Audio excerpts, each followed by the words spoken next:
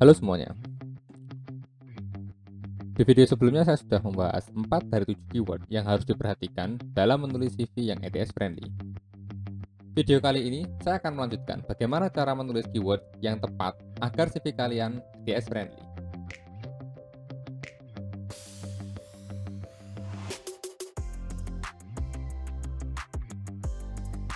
Tiga parameter yang akan saya bahas pada video kali ini adalah parameter yang berkaitan dengan professional information, yaitu skill, education, dan work experience.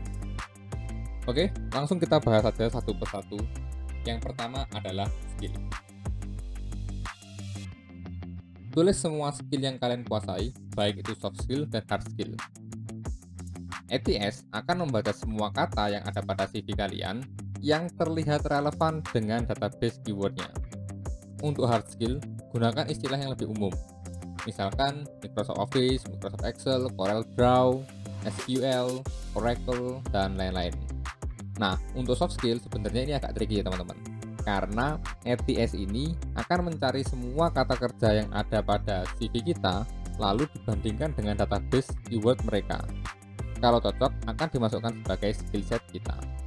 Oke, saya akan langsung tunjukkan bagaimana cara ATS memparsing skill set yang ada pada CV kita. Oke, saya sudah menyiapkan beberapa CV untuk dijadikan bahan percobaan kita hari ini.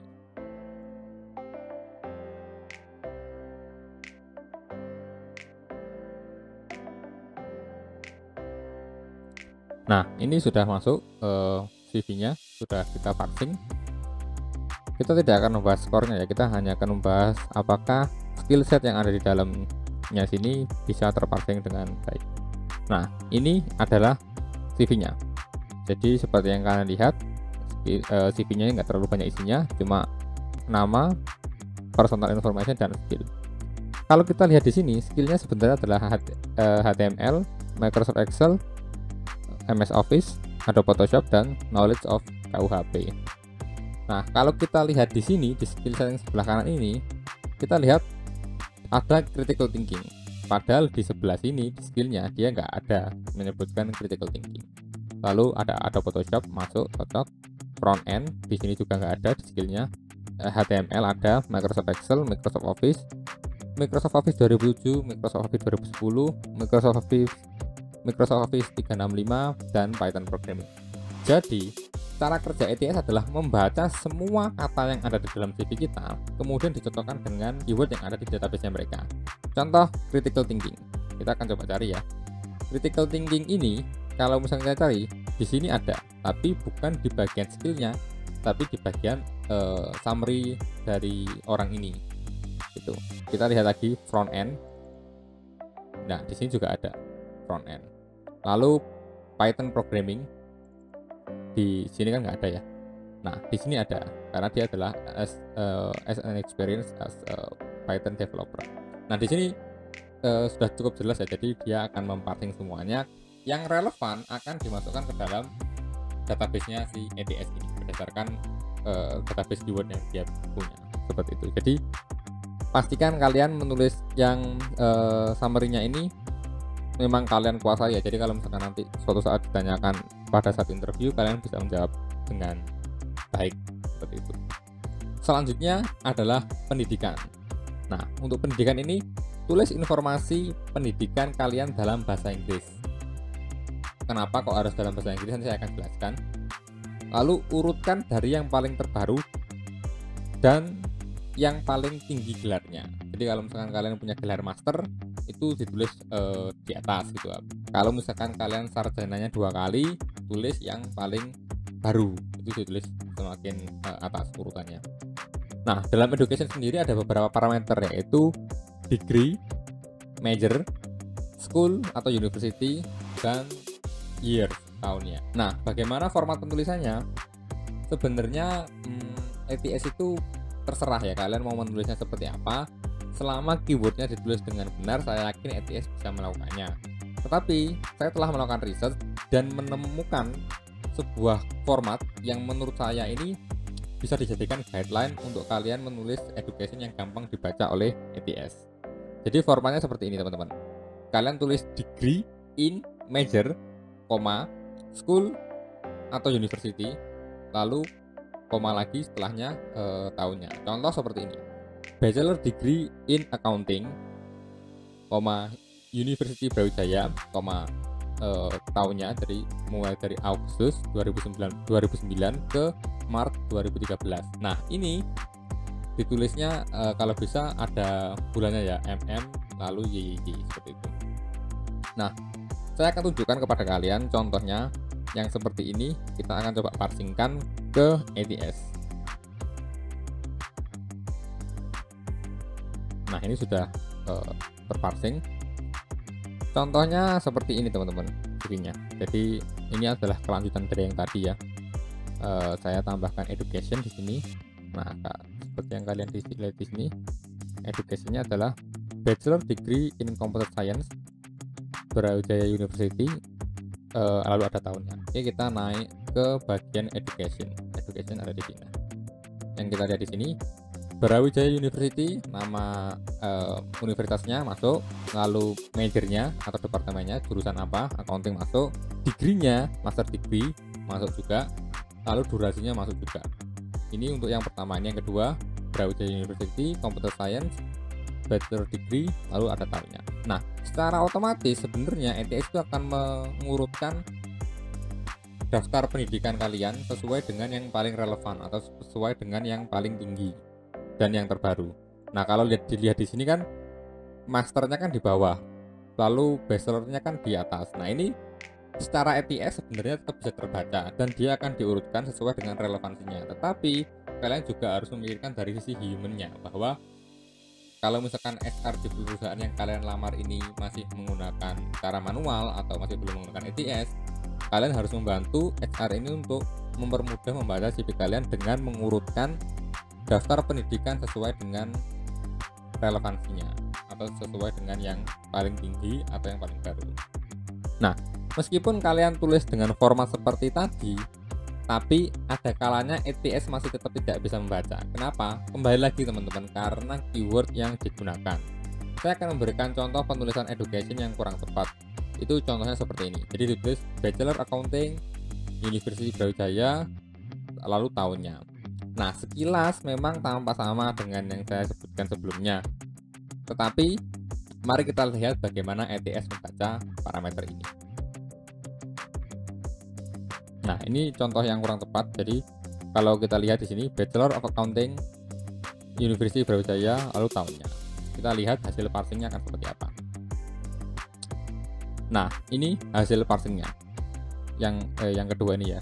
University Brawijaya, Bachelor of Accounting, lalu tahunnya. Nah, ini kenapa kok kurang tepat? Karena penulisan gelarnya ditulis Bachelor of Accounting. Memang saya nggak tahu ya, mungkin ini bisa jadi benar, tetapi kalau kalian tulis Bachelor of Accounting itu sama saja menulis gelarnya, sama saja kalau di bahasa Indonesia adalah sarjana akuntansi. Padahal si ETS ini perlunya adalah degree-nya sarjana, jurusan apa. Nah, ini juga sama. Kenapa kok tadi di awal saya bilang untuk pendidikan ditulis dalam bahasa Inggris? Karena kalau misalkan kalian menulis dalam bahasa Indonesia, umumnya kan seperti ini. Sarjana Komputer Universitas Brawijaya, lalu tahunnya kan seperti itu. Nah, sama ETS dia sebenarnya masih bisa baca sarjana itu adalah sebagai gelar, tetapi sarjana komputer itu dibaca sebagai satu frasa, sebagai satu keyword bahwa ini adalah nama gelar gitu, nama sarjana komputer gitu. Padahal yang dibutuhkan adalah sarjana di jurusan komputer seperti itu. Kalau ditulis seperti ini, maka dia nggak akan dapat majornya atau nggak akan dapat jurusannya. Nah, ini akan sangat disayangkan sekali kalau misalkan nanti CV-nya sudah masuk, begitu di screening HR pengen nyari semua kandidat yang bersekolah atau berkuliah di jurusan komputer. Nah, nanti nggak dapat karena apa? Karena majornya kosong. Nah, saya akan juga memberikan satu contoh lagi bagaimana contoh yang kurang tepat dalam menulis pendidikan di CV. Ini contohnya, saya akan pastikan lagi. Saya akan tunjukkan terlebih dahulu kepada kalian CV-nya modelnya seperti apa. Nah, ini banyak sekali saya temukan teman-teman yang ngirim CV ke saya untuk dibantu di review. mereka nulisnya seperti ini. Nggak salah kalau dari sisi humannya mereka pasti tahu educationnya, informasinya cukup jelas. Tetapi kalau misalkan ini dimasukkan ke ETS, informasi yang dibaca mungkin bisa berbeda dengan pemahaman di sisi humannya. Oke, kita coba lihat dulu ya. Jadi dia berkuliah di Universitas Brawijaya tahun 2010 sampai 2014. Jurusannya agribisnis. Ini mungkin nama jurusannya, ini nama fakultasnya. Lalu IPK-nya dan juga judul skripsinya. Nah, di sini ada yang kurang teman-teman sebenarnya. Nah, ini sudah saya parsing. Nah, yang kurang adalah degree-nya. Kalau dibuat seperti ini, kalian nggak nuliskan gelarnya apa. Padahal ini juga dibutuhkan sama si ETS. Nah, mungkin dari sisi human, orang tahu kalau misalkan kuliah di Universitas Brawijaya jurusan agrobisnis itu mungkin sarjana, tapi kan ETS nggak tahu gitu loh. Mungkin bisa jadi dia sarjana, atau mungkin bisa jadi diploma, atau mungkin bahkan bisa master. Kalau ini lupa ditulis, kan sayang aja gitu loh. Kalau misalkan nanti pada saat masuk screening ada HR yang membutuhkan kandidat dengan tingkat pendidikan atau gelar tertentu, jadinya nggak masuk, tidak terparsing, jadinya eman. Selanjutnya yang paling penting adalah work experience atau pengalaman kerja. Nah, untuk work experience ini, parameter yang diparsing oleh ETS adalah job title, company name, from, jadi dari kapan sampai kapan. Nah, kalau misalkan kalian masih bekerja di perusahaan tersebut, untuk to-nya ini, parameter to-nya kalian bisa tulis saja dengan recent. Nanti ETS bisa langsung tahu. Nah, selanjutnya juga ETS butuh parameter job description. Untuk formatnya bebas, selama keywordnya cocok pasti bisa terbaca. Tapi saya juga memberikan sebuah format guideline untuk mempermudah kalian dalam menulis CV yang ETS friendly. Formatnya seperti ini. Jadi job title, company name, nama perusahaannya, from, dari kapan, tulis dalam format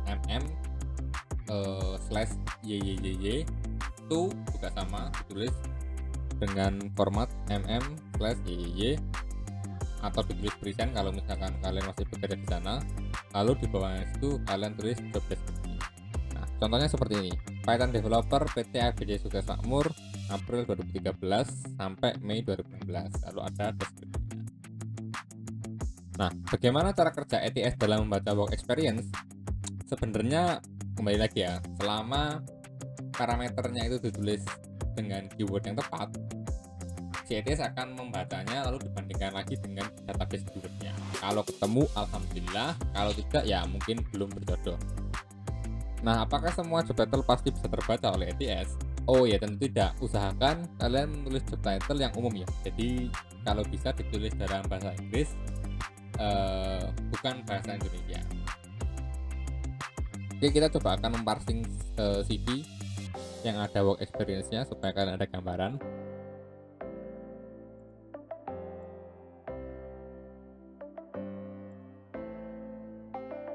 Nah, saya akan memparsing dulu work experience yang tepat ya, supaya kalian ada gambaran, ada contoh bagaimana menulis CV, bagaimana kalian menulis work experience yang tepat.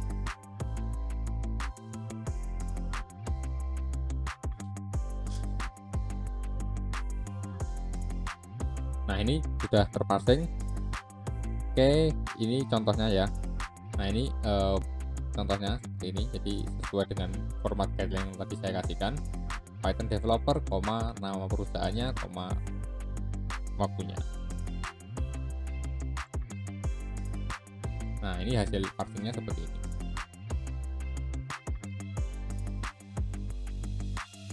Python developer, nama perusahaannya masuk, lalu job description-nya juga masuk seperti ini.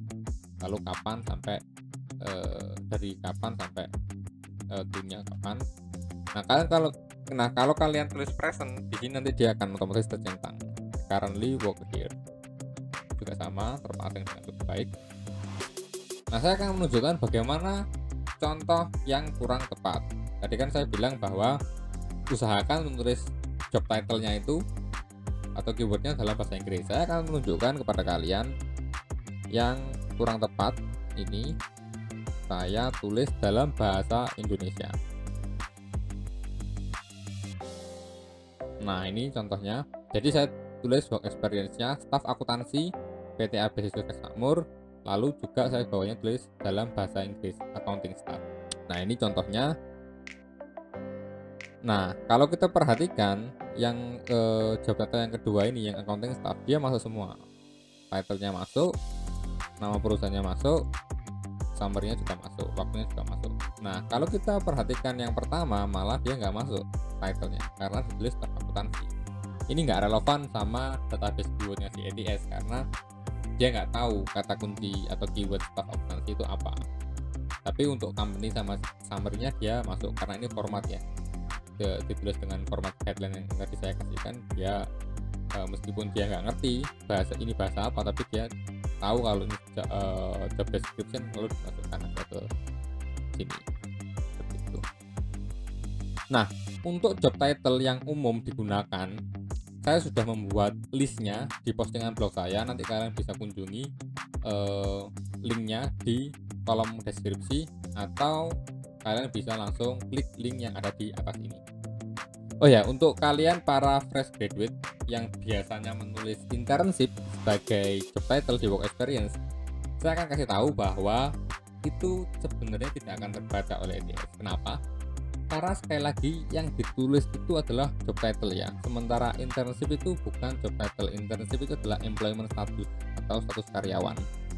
Nah, yang benar seperti apa? Oke, kita coba parsing dulu ya. Apakah job title itu seperti yang tadi saya bilang, internship itu bisa nggak terbaca sama ATS? Saya masih punya satu lagi.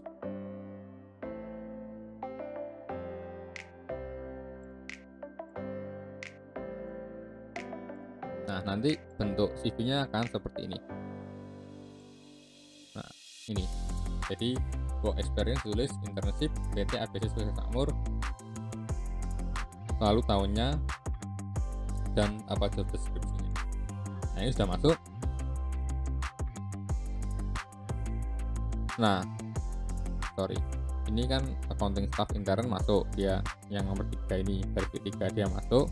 Ini dia diurutkan berdasarkan ini ya, yang paling baru ya, jadi memang urutannya nggak sama. Nanti kalau kalian nulis CV-nya, usahakan juga diurutkan dari yang paling baru ke yang paling lama supaya sama ininya. Lalu yang kedua, bisnis volunteer masuk juga. Nah, yang ketiga ini yang jadi masalah. Di sini kan tertulis internship PT ABC Sukses Makmur, lalu tanggalnya apa, waktunya kapan.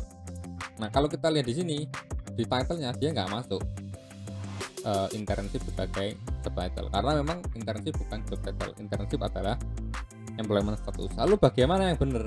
Nah, kalau misalkan kalian internnya itu ada suatu posisi tertentu, misalkan kalian magang menjabat sebagai staff accounting misalkan seperti itu kan juga bisa juga.